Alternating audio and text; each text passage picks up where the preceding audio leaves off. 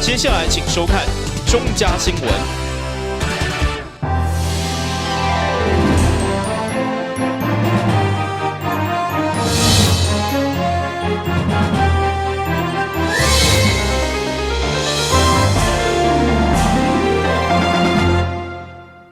你好，是观众，欢迎收看中嘉台南电影新闻。今日咱地方有什么重要消息？透过整理报道，做回来了解。一来到台南高铁站，就会使看到三座大型彩条顶面红色甲金色的广告，以及伫玻璃边仔的大型挂机仔。这个广告拢是市府为了让来台南的民众会使了解这几年所推动的重要建设，特别伫人潮上侪高铁站所设立的。除了向民众宣传这全新的景点以外，同时嘛是希望大家会使看到台南这几年进步的成果。那我们希望透过这样的一个场地，那么让返乡的市民或者是来到台南的访客能够更了解台南，那也能够更有机会来台南投资或者是来台南旅游。我们希望透过高铁的这样的一个设施能够让民众更了解台南这几年的发展跟进步，那也更了解台南在文化在观光上面的努力跟成果，那更热爱来台南旅游，那也更热爱来台南投资。9号上午，台北市长李梦燕以及各局处的长官，嘛特别前往高铁站巡视这的文宣广告。这届除了这2项广告以外，还有一个电视墙，内面嘛播送台南侪观光建设的宣传影片。如果有经过的民众嘛会使停来看卖，找机会搁去这个所在踅踅。但新闻郭博义采访报道。自驾车是现在侪国家当咧积极研发的目标之一。位伫沙仑林两科学城的自驾车测试场，嘛将要伫年底来完工。未来将会使提供厂商一个封闭式的专业测试场地。9号上午，台北市长李梦燕嘛特别前往参观。这个场地嘛结合了13种不同的道路情形，同时阁会使模拟台湾在地的交通状况，包括市区滨高道路口，或者是圆环等等。同时嘛准备了行人、脚踏车等无同的物体提供测试，厂商嘛会使伫遮得到完善的测样数据。我们今天看到的自驾车的这个测试场域是这个系列性的在高铁特定区的投资计划里面率先会来完成启用那它也是全国第一个无人自驾车的一个测试场域。那将来各项的这个无人自驾车都会在这边做测试甚至是做验证那我想这个地方也对我们带动国内相关的产业，还有呢也可以跟就地的大学做相关的产学合作我想是让今天透过这样的一个参访我们来了解目前的进度。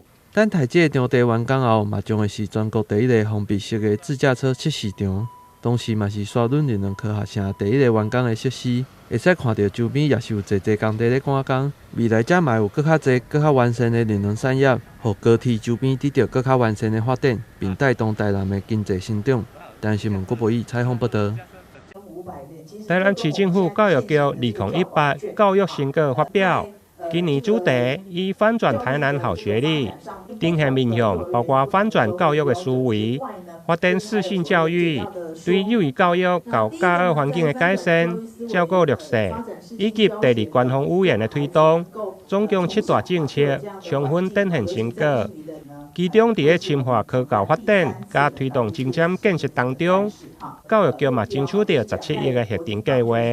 这是一个中央的大型的这个计划也就是说，希望能够让台南跟在地的大学跟这个绿能科学城南科做一个整体的擘画，让我们在科教的这个部分呢能够深入到我们的这个学校或者是呢亲子的这个部分那另外就是我们配合新课纲会有8个地方8个学校呢来设立所谓的制造教育跟科技教育的中心那这个中心它扮演的就是向下衔接、向上衔接这样的一个功能来。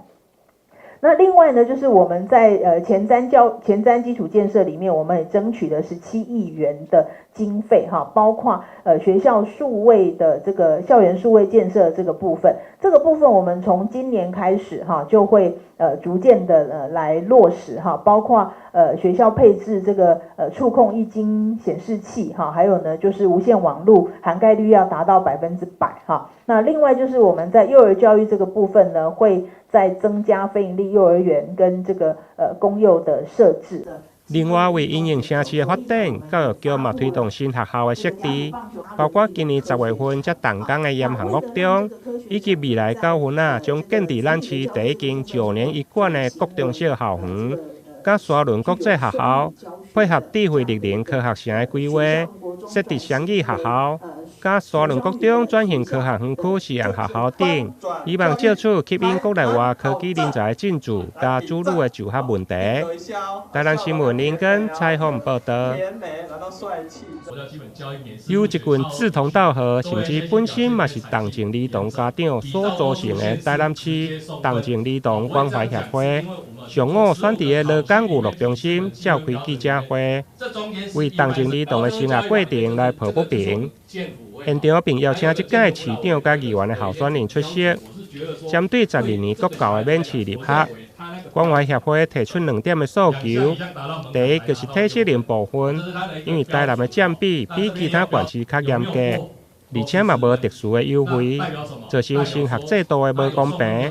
另外，就是同情儿童，虽然一寡竞争无伫一般的新众奖别当中，而且教育局阁增加一寡额外的鉴定，严重影响到同情儿童的就学权。罹患重病之后。那经过很伤害身体的一些疗程，好不容易稍微恢复了。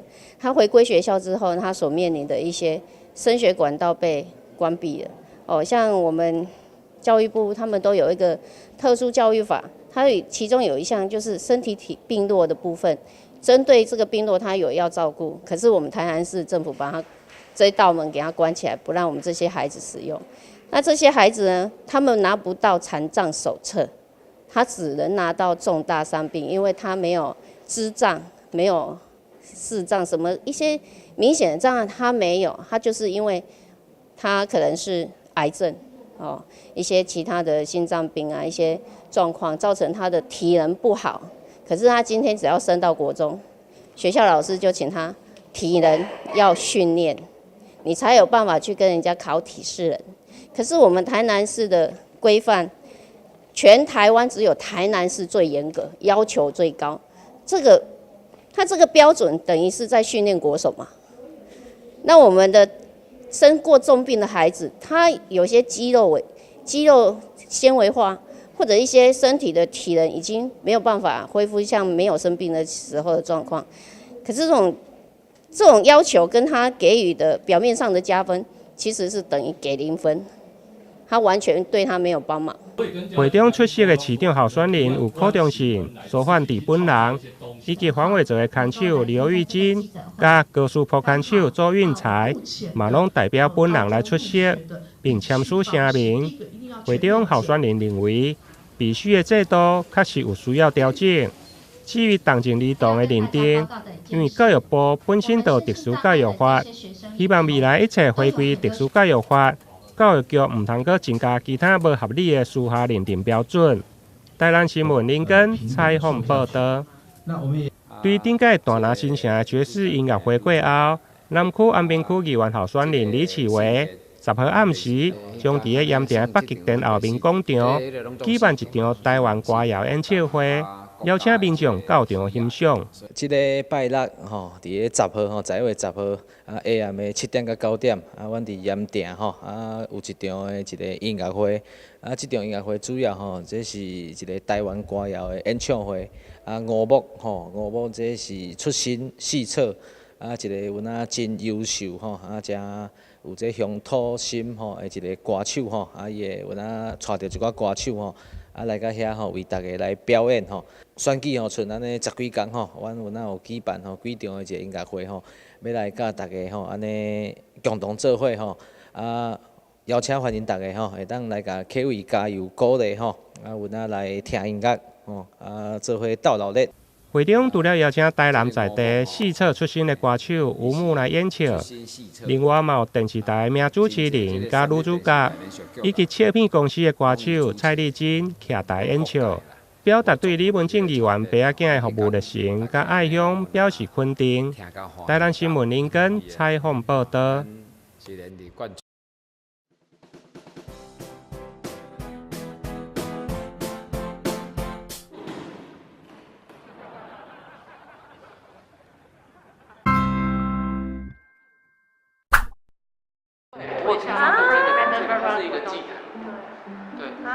他会用那种仪式，对，用仪式，然后奉献。他不要管他了，他应该去厕所吧？对啊。是吗？刚不是才去过？就是他，灯怎么关了？奇怪。祝你生日快乐！祝你生日快乐！很奇怪哎，搞惊喜哦！许愿。我希望大家可以平安健康。哦，老梗哎，你在客套什么？好啦，吹蜡烛，吹蜡烛。耶！话说18岁了吗？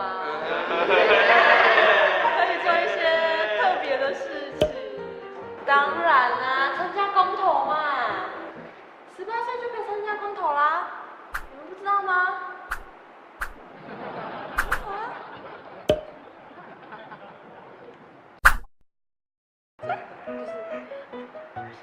真的假的？真的，这就是那样。你们两个上课聊什么天？给我站起来！说你刚给我们聊什么东西？什么事情这么好笑？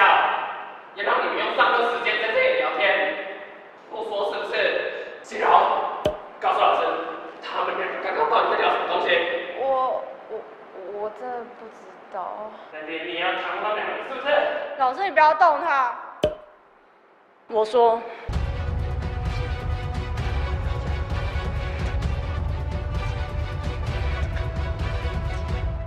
我刚刚说的是，18岁就可以参加公投哦。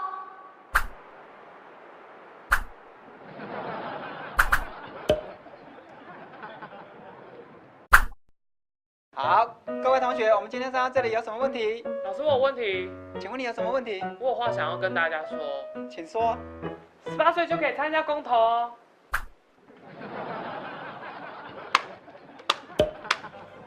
1000同学讲的非常的好。还要谨记5不4要：第一，不可携带手机和摄影器材；2，不可撕毁或吸出选票和公投票，也不可以盖私章或按指印圈选；4，不可将异物投入票轨；5，不可出示选票或公投票。还要记得携带身份证、印章，还有投票通知单。没错，要注意哦，只能使用投票所提供的圈选工具。18岁以上要记得参加公投，20岁以上则要记得去参加地方公职人员选举，还有公投哦。11月24要记得投票哦。哦，对，投票。学姐，我有话告诉你。什么话？就是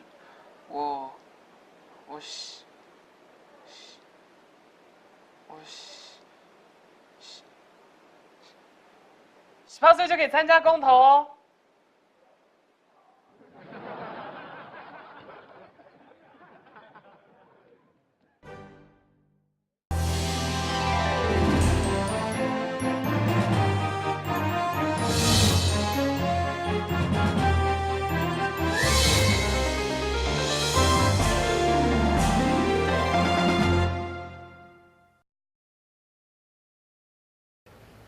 中华艺术科技大学将伫咧11月10号欢庆创校50周年，为着要迎接这值得纪念的日子，校方不但翻新着图书馆甲棒球场，嘛新建置着校史馆，展装侪校内历史文物，会当看到真侪早年学习着医学知识所使用的器具以及相关的图书。校长曾新超嘛伫咧校史馆内底怀旧教职，欢迎起老师角色，并讲起着来到华医做校长以后，这间学校的转变甲进步。50周年，我们也中华医大原来我接的时候，负债1.7亿，那到了这个学年度，我们预计会盈余4.7亿。好，我们现在完全没有负债。那我们设置了全新的图书馆、全新的运动场、棒球场、全新的餐厅、全新的教室，所以我们能够更新的都更新了哈。我们中华医大已经脱胎换骨，我们已经不是。昔日无下阿蒙哈，好，我们已经蜕变成蝴蝶，我们希望我们能够再造高峰，再创高峰，50璀璨。为着要强化学生的实务能力，校方也特别开了上千万的资金，设立南台湾第一个学校内底语言治疗中心，提供给学生更加完整的学习环境。内面的多感官治疗室运用着趣味的环境设计，来引导讲话语言有障碍的囡仔。校长嘛教着学生互动，来操作着教学专用的器具。校方对着语言治疗这方面的未来，会当讲是高度来看好。语言治疗是一个现代社会里面很重要的一种医事人力，也可以说是它跟特教很有关系的一种人力。在现在那个老化非常严重的条件底下，语言治疗师的需求越来越大。虽然目前我们台湾可能不到1000名的语言治疗师，但是我可以估计大概在10年之后，至少有2-3倍的需求。所以语言治疗系在校长跟董事长的支持下，就在应该2年前吧，2年前就成立了。那我想这个是南部地区很重要的唯一的设有大学部的语言治疗系所以是一件值得祝贺的事吧。中华艺术科技大学庆祝创校50周年，伫咧11月10号这天就要扩大举办。校方嘛希望50周年校庆会当带予学生满满的美好回忆。等日新闻网之后采访报道。运用这特殊的材料，伫咧马道的面顶头创造出雄浑累累的模样，这就是这阵啊上界流行的尸体伪装。这款特效的伪装为了上好的，目前就是韩国。嘛，因此为着要互较侪喜爱伪装的学生以及业界人士，会当深度学习到韩国特效伪装的技巧，甲色彩如何运用调配。特别邀请到韩国的讲师、昌信大学美容艺术系主任于美玉。以及负责实际操作予学生看的李娜简教授，来到校园，甲将近200位的学员做近距离的教学。嘉南夜里大学化妆品应用系教授嘛，简单介绍了特效伪装的特色。色彩方面的话呢，它有分粉质跟这个油脂的。那一般来讲的话呢，都是会用油脂的会比较多，因为这个粉质的话呢，它会干裂；油脂的话，因为我们皮肤会有牵动，所以都会用油脂的。